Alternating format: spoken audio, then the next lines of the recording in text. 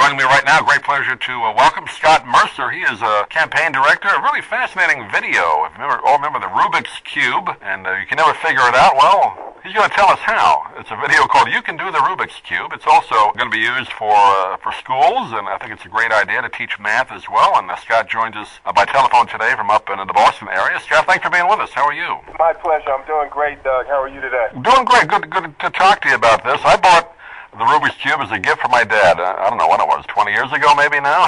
I thought they buried that thing a long time ago, but you brought it back to give us a chance to solve it, right? That's right. What we learned was over the 30 years, Seven Towns, the company that has the Rubik's Cube, they learned that there were great benefits when young people actually solved it, because obviously if you tried to solve the Rubik's Cube when you were younger back in the 80s, then it was very difficult, and you either got frustrated and just put it down. And some people have talked about how they've actually taken it apart, put it back together, and then removed the stickers and put it the right way. I've heard that, yeah. But the very few who actually solved it, those are the ones who benefited most. And also we perceive them as being smarter or, better at math or whatever, however we had to rationalize it, that they were smarter than us because we couldn't figure it out.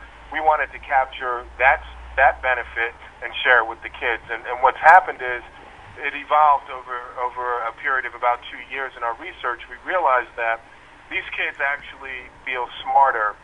They look at challenges differently. Their self-esteem increases. They boost in confidence when they solve the Rubik's Cube. A lot of people question whether we should give the solution or a solution, because it is only one solution that we're giving, but there are several ways to solve it, that we would be giving away the secret of the Rubik's Cube. And the beauty of it is, it's challenging enough that you're not really giving away too much of a secret, and kids actually go from learning how to solve the Rubik's Cube to now figuring out different ways to solve it faster, and then solve it also without the solution guide or the video. And that's what's really great about it.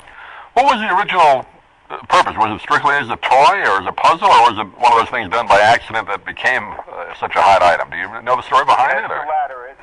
It's the latter. It's actually that it was more of a Erno Rubik wanted to create a mechanism that could move smoothly or rotate smoothly, and this came from him looking at a stream and seeing rocks that were actually being pushed by the water over one another, and it was that flow that intrigued him, and as an engineer he decided to create something or see if he could actually duplicate that smooth sort of fluid motion. It started out as a wood block that he then worked into being a rotating piece of wood, and then it evolved into the Rubik's Cube. So it wasn't as though he set out to create this Rubik's Cube toy. What he did was he set out to create that mechanism. And one of the secrets about the Rubik's Cube is that the centerpieces on the 3x3, that those centerpieces do not move, and that's what tells you what the side, what color that side's going to be.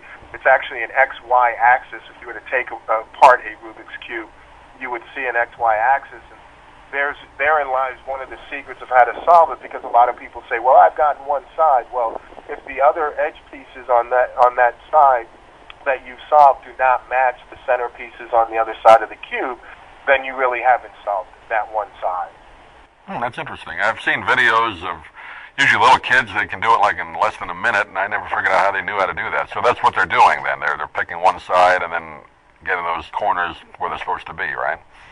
Yeah, what happens is, based on the speed cubers, that's the whole other community called the speed cubers, and just so you're aware, the world record is 7.8 seconds. Wow. It's amazing. And what happens is it's almost like chess in that you project a few moves ahead based on the move you're making. And so when the speed cuber is actually looking at the pattern of the cubes and where they're sitting, they have a bunch of algorithms, a sequence of moves that they know they can apply at that particular moment that's going to bring them to another level. And as a result of that, they're able to manipulate the cube so that they can solve it faster. We provide one way, and what we did was we took three speed cubers who are well known in the speed cubing community, Tyson Mao, Jasmine Lee, and Dan Harris, and we took their best practices and we used those moves with young kids. And whatever they didn't understand, we kind of figured out a better way to convey it to them, and then got rid of the ones that were most difficult.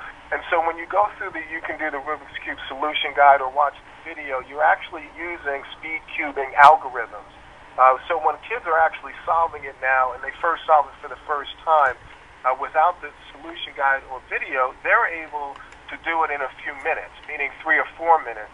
And that's because they're using algorithms that these speed cubers have used. But there are several ways that you can actually solve the cube. And the key in speed cubing is really knowing which algorithm to apply at that particular time based on the pattern they're seeing. And that's what separates everybody from everybody, who's a speed cuber. Right. Now, this particular program, which is a video, it includes, of course, the Rubik's Cube itself. Now, this is also set up as a package where teachers can get it. Is that right? Yeah, the way we did it was the company wanted to share the benefits, and they knew that the best way to do that was to make it available to schools, youth organizations, and camps. And the best way to sort of assist those organizations which don't have a lot of money was to create what's called the You Can Do the Rubik's Cube Solution Kit. So we put 12 Rubik's Cubes in a box that comes with 12 solution guides, certificates, sign-in, sign-out sheets so they can track their cubes in a session or at a school, and then some posters and stickers and the video. And what happens is they can use that to actually engage kids in learning how to solve the Rubik's Cube, because along the solving process are teachable moments, because you are dealing with frustration. You're dealing with kids who are paying attention or not paying attention to directions and instructions. And then also from a math perspective, we develop math lessons from the 3rd grade all the way up to the 12th grade that meet national standards that schools can use so that they can teach algorithms, they can teach polyhedrons and polygrams, and the child can actually hold the cube in their hand. So those concepts that are on the chalkboard are concepts that are concrete now because they're actually able to see it in their hand, versus when I was a kid. I'm 47 years old. When I was a kid, it was on the board, and who knew what to apply that to? Right. Now these kids are actually able to manipulate the Rubik's Cube based on the formulas they see. So it is accessible to those organizations as a kit. For everybody else, what we did was we wanted to share the benefits. As I said earlier, we made it available for you to download everything from the website for free at youcandothecube.com.